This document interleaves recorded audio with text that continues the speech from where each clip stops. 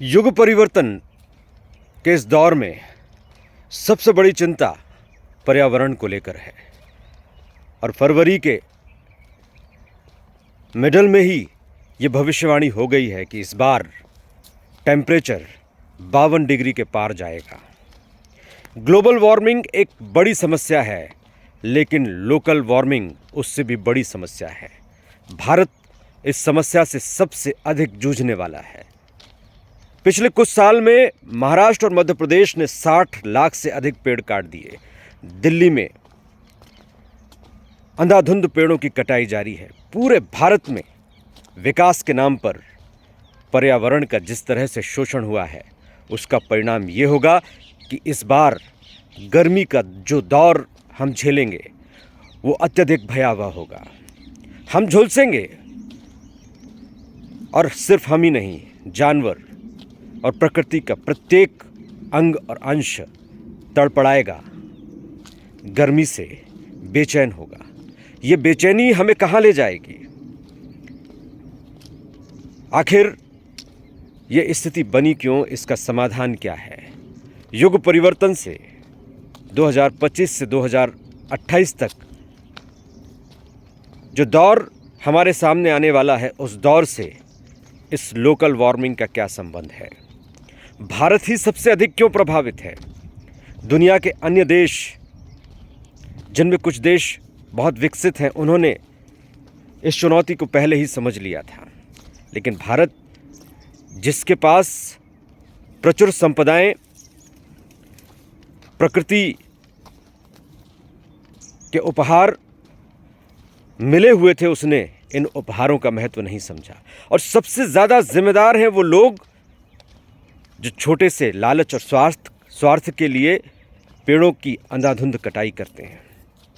उन्हें नहीं पता कि वो किस दंड के भागीदार बनेंगे, लेकिन उनकी करनी के कारण भोगना पड़ेगा संपूर्ण मानव जाति को। इस बार जो गर्मी पड़ने वाली है वो अत्यधिक तेज होगी, अत्यधिक भयावह होगी, अत्यधिक भीषण होगी। आज से ही हम सबको तैयारी करनी होगी। हम सबको अपने भीतर शांति की, सहजता की, ऊर्जा की एक ऐसी स्थिति बनानी पड़ेगी जिससे कि हम इस बड़े बदलाव के दौर में, भीषण गर्मी के दौर में, भयावहता के दौर में खुद को सुरक्षित रख सकें। सिर्फ और सिर्फ अध्यात्म ही है जो हमें बचा सकता है। सिर्फ अध्यात्म ही है जो हमारी रक्षा कर सकता है। ये स्थिति बनी इसलिए कि हमने अध्यात्म को नहीं समझा। हमने धार्मिक रीति रिवाजों और मान्यताओं को तो माना, लेकिन हमने इन्हें अंगीकार नहीं किया। जब हम पेड़ों के संरक्षण की बात करते हैं तो हम दूसरों की तरफ देखते हैं, और जब हमारे विकास की बात आती है, डेवलपमेंट की बात आती है, तो फिर हम सोचते हैं कि हमारे एक पेड़ काटने से क्या होगा, और हम बेदर्दी से पेड़ काट देते हैं निर्माण के लिए। फिर भूल जाते हैं कि इसकी जगह हम नए पेड़ लगा सकते हैं, उन्हें सुरक्षित रख सकते हैं, उन्हें पानी देकर बचा सकते हैं, उन्हें बड़ा कर सकते हैं। और ये मानव की क्षुद्रता, नीचता ही उसके विनाश और पतन का कारण बन रही है। आज जब क्लाइमेट चेंज की बात हो रही है, ग्लोबल वार्मिंग की बात हो रही है, लोकल वार्मिंग की बात हो रही है, तो जिम्मेदारी की बात भी ज़रूरी है। जिम्मेदारी न सिर्फ भौतिक स्तर पर, जिम्मेदारी आध्यात्मिक स्तर पर भी। हम सबको अपने अंदर उस परिपक्वता को पैदा करना पड़ेगा, जो परिपक्वता छोटे मोटे लालच, लोभ और विकास की बातों में झुके नहीं। दिक्कत यहाँ आती है कि व्यक्ति छोटे से बेनिफिट के लिए आदर्शों को, नैतिकता को, पर्यावरण संरक्षण को भुला देता है, क्योंकि वो अंदर से परिपक्व नहीं है। उसे लगता है कि आज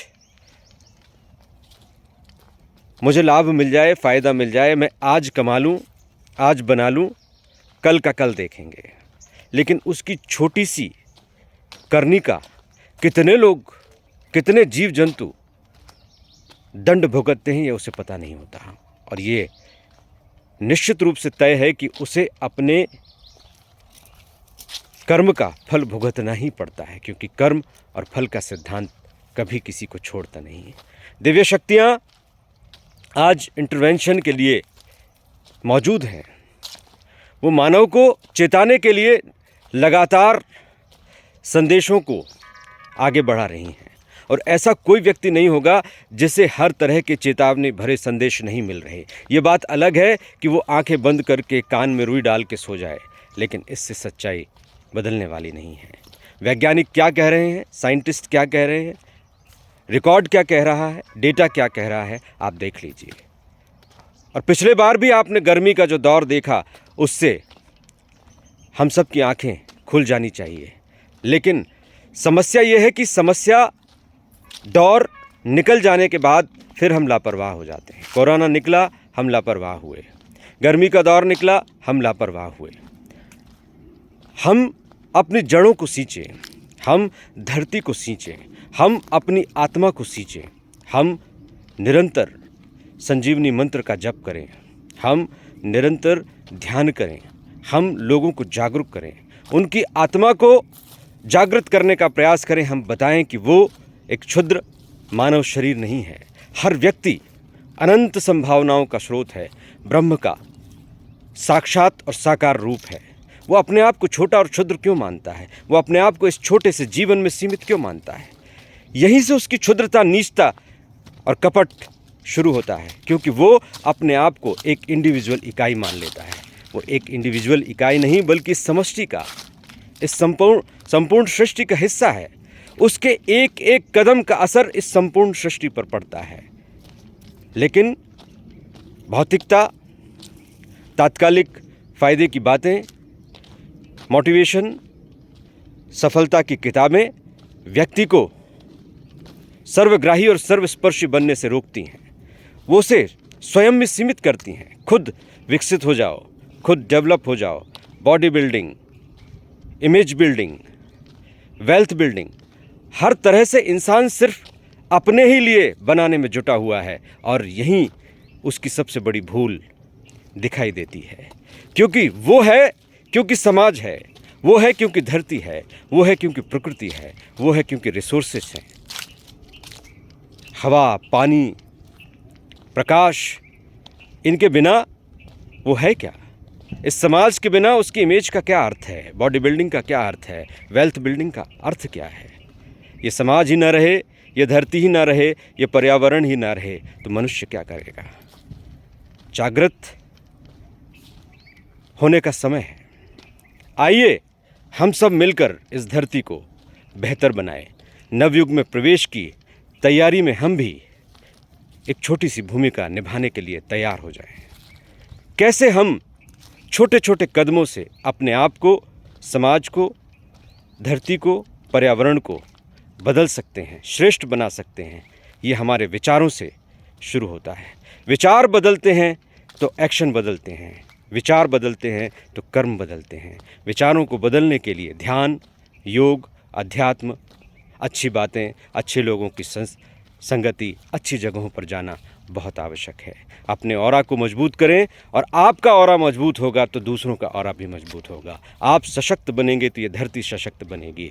आप उत्कृष्ट बनेंगे तो ये धरती उत्कृष्ट बनेगी। आप सजग और जागरूक बनेंगे तो ये समाज सजग और जागरूक बनेगा।